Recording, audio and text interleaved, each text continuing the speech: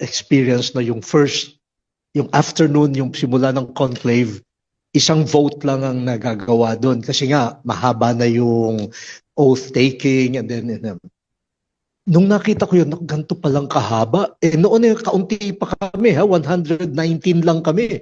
Ngayon, 133. Yun, tama. Pero noon, natagalan na ako, no? Ikaw, bukas, 2 votes in the morning, 2 votes in the afternoon. Who knows, baka ganong katagal, mga ganon. Nagdala ako ng candy. Para kung kumukulo ang tiyan mo, edi may candy. Hindi pagka ko ng balot ko, pag upo ko, kain ako ng isang candy. Yung cardinal na katabi ko, inano ako, sini ko. In Italian, sabi niya, kaya portato nila Sistina. No? Ano raw ang dinala ko sa Sistine Chapel. Sabi ko, candy, caramel. Ma questo ragazzo, this little boy, bringing candies in the Sistine Chapel. Haba-haba ng minsan nagugutom ako. Ganyan. Tapos sabi niya, meron ka pa bang isa? Bigyan mo nga ako. Ay ko, kunwari ka pa. Taga Colombia. Kaya pag nakikita kami hanggang ngayon, yun na naalaala niya. Questo ragazzo, this small boy. No, I candy. Tapos nung na-elect na si Pope Francis, yung Cardinal Deacon na mag-a-announce at the time, si Cardinal Torang, meron siyang Parkinson's.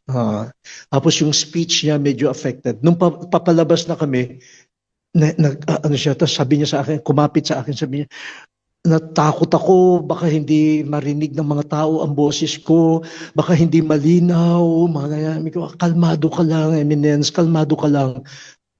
Dumukot ako na naman ng candy. Diba? Kumain ka ng candy. para ma-relax ka. Ngayon din, lagi ako may baong candy. Meron na naman ako. At ikatabi ko nga si Cardinal Prevost. Ganyan.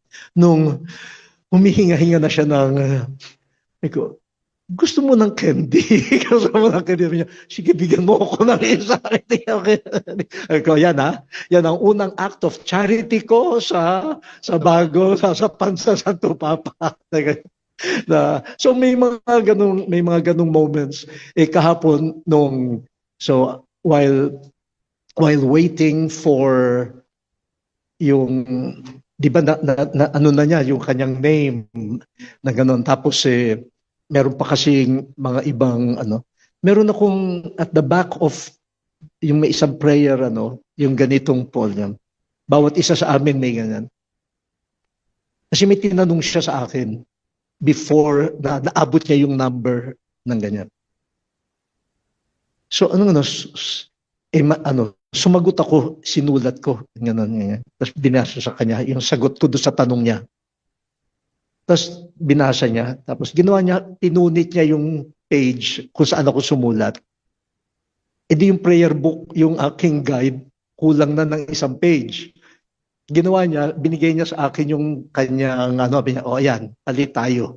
Ayan. Tapos nung naging na siya, sabi ko, you owe me something, pirmahan mo ito. Sabi niya, ito ang aking first signature as Pope. Leone, tinago ko, nasa akin. Hindi pa siya lumalam. Tinago ko.